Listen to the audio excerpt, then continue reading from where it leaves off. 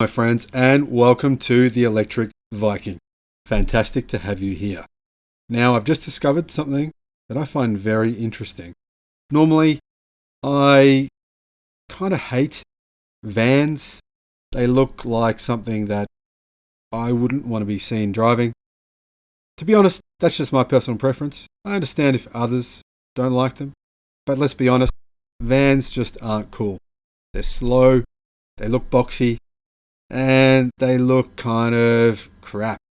But a new van has just been released by SAIC, which will have 500 kilowatt, over 900 newton meters of torque, and do 0 to 100 kilometers an hour, or around about 0 to 62, in 3.8 seconds. And it's going to be affordable as well. Now, of course, affordability is a relative term, but it's going to be affordable for people in that market looking for, say, a Toyota Tarago type van, maybe a Kia Carnival. And this thing, let's be honest, looks damn cool. It's the coolest looking van I've ever seen. Tell me, guys, if you think you've ever seen a cooler van. I don't think one exists. This is the coolest van. Not only that, this thing is, it's kind of putting the cool into vans. Vans are meant to be slow, and this thing is going to be, without doubt, the fastest van ever made on planet Earth. Now, former British brand Maxus released images of the new EV MEFA.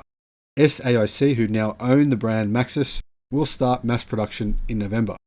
Now, guys, if you're not sure much about SAIC, well, SAIC are Shanghai Automotive Industry Corporation, and they're a Chinese state-owned multinational automotive design and manufacturing company headquartered in Shanghai in China.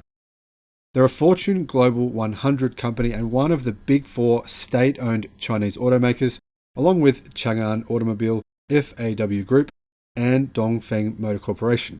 So this kind of puts paid to this idea that a lot of people are commenting under my videos saying, "Dude, you're wrong.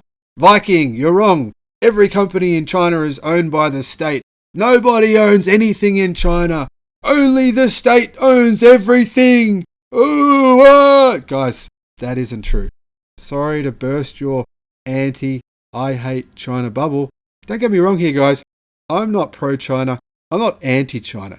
I just report on what's happening so you'll know, right? So my political position is irrelevant. I don't put my political position on this channel because it's not relevant to what you need to know. And that is what is coming to you soon, what is in the market, what's happening in the market. So, I want to point out some facts here first before I continue. It's not true that China owns every company in China. In fact, probably 95% of the companies in China are not owned by China. It is true that China, like many, in fact, almost all governments of the world, enforce their opinions, beliefs. They can change overnight. Sure, that's true. The same thing happens in Australia. And unfortunately, yes, guys, Americans, the same thing happens in the United States. It happens everywhere. Let's not pretend that China is the only country that will change restrictions and change rules as they see fit. That is the way of governments, unfortunately, and that's what we have to deal with. So let's move on from the China hate. Sure, I understand if you want to hate China, that's fair enough. But posting nonsensical comments on the channel because you don't understand the fact that not every company in China is state-owned, because they aren't.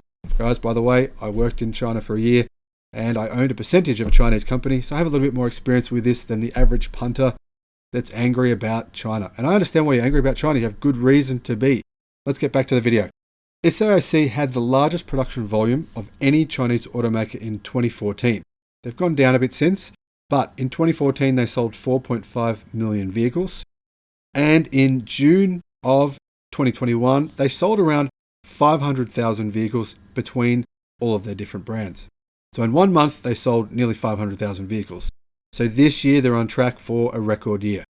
Now, SAIC's manufacturing mix is not wholly consumer offerings. They have as many as 1 million SAIC passenger vehicles being commercial vans. As of 2021, SAIC is the second largest Chinese automaker, the 12th largest vehicle manufacturer by production. Currently, SAIC participates in the oldest surviving Sino-foreign car-making JV, or joint venture, with Volkswagen, and in addition, it has a joint venture with General Motors, which existed since 1998. Now, SAIC products sell under a wide variety of brand names, including those of its JV partners, Volkswagen and GM. Now, two notable brands owned by SAIC itself are MG, a historic British car marquee, and Rowe. So, this new MVP concept called the Maxus MIFA is going into production, and it's based on SAIC's EV platform of the same name, which is MIFA or MIFA. Maxus is a brand under China's SAIC group of brands based on the British LDV Maxus brand, which SAIC bought in 2010. Now, LDV, you probably haven't heard of them, but they were a British Birmingham-based van manufacturer that bankrupted in 2008. It changed owners from Russian GAZ to Eco Concept to end up finally in the hands of Chinese SAIC in 2010. Now, since then, the new Chinese owners have been rolling out many new models, mainly large MVPs, vans, and commercial vehicles. Now, Maxus introduced the MIFA concept at the 2021 Shanghai Auto Show, and just recently, SAIC have made it official that the car will go into production and it will be released based on these images. So this is the final vehicle. Now, mass-produced versions will launch in November of this year, and the first customer deliveries will start at the beginning of 2022. Now, guys, remember, SAIC own MG, and of course, SAIC are looking to move MG out of just countries such as Australia, where they're doing extremely well, the UK, where they're an enormous success story. They're starting to sell in Europe, and I believe that SAIC plan to sell MG vehicles all over the world. So it's very possible that they could also add this van to that fleet. They could even potentially sell this under the MG brand name. It kind of makes sense, wouldn't it? Because rather than trying to establish a new brand name in other countries, just rebadge it to MG, and then MG all of a sudden have really an awesome van, which would probably be the only real competitor to the Kia Carnival, which is currently the most popular van in the world, and a vehicle which I think a lot of people would seriously consider if it cost around about the same price as the Carnival.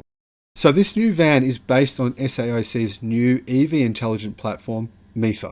The exterior design is inspired by a space capsule, and the interior looks incredibly spacious, modern, and look at the technology. I mean, look at all those screens. This thing looks crazy. Now, SAIC claim it will feature intelligent cockpit and driving systems. I have no idea what that means, but some kind of level of maybe level 1, level 2 autonomy. So you could see things like autonomous cruise control, radar-based cruise control, those sorts of things. Now, let's honestly, this interior, if it actually comes with this interior, I'm really skeptical that it will. But if it does, damn, that thing looks good. It is the best looking van interior, without a doubt. If you can tell me another van, or an SUV even, that has an interior that looks this cool, I would truly be shocked. So you can see the interior is dominated by one long, huge screen that goes all the way across the front there, and it's got electric mirrors on both sides. The steering, while looking a little bit like the steering wheel in the new Tesla Model S Plaid, and also the Tesla Model X Plaid, sort of a half a steering wheel shape. I doubt it'll come like that in real life, but if it does, who knows, it could be quite a cool feature. And it actually features a screen on the steering wheel, which I don't think that makes sense. I think it would make more sense to have a screen above the steering wheel. What do you guys think? Do you reckon that makes sense? Now, obviously it's a family MPV, but you've got to say the overall look on the inside and the outside is really sporty, modern, and honestly, personally, I would love to own one of these, to drive a car like this. It looks good inside and out. Now, Maxus obviously are going to change the Pillar B free double doors in the mass production version. It's not going to come that way, but that's only a small thing they're going to have to change. Now, I'm going to reiterate this. Not many details have been revealed, but Maxus MIFA have said it will have dual motors in the high spec model, which will have 500 kilowatt, 670 horsepower, and 900 newton meters of torque, allowing 0 to 100 in 3.8 seconds. And it will be equipped with a ternary lithium battery, providing a range of 600 kilometers. Apparently, the price is going to be revealed at the Guangzhou Auto Show in October of this year. Honestly, this van blew me away. Guys, what are your thoughts? Let me know. Thanks for watching. See you on the next one. Bye-bye.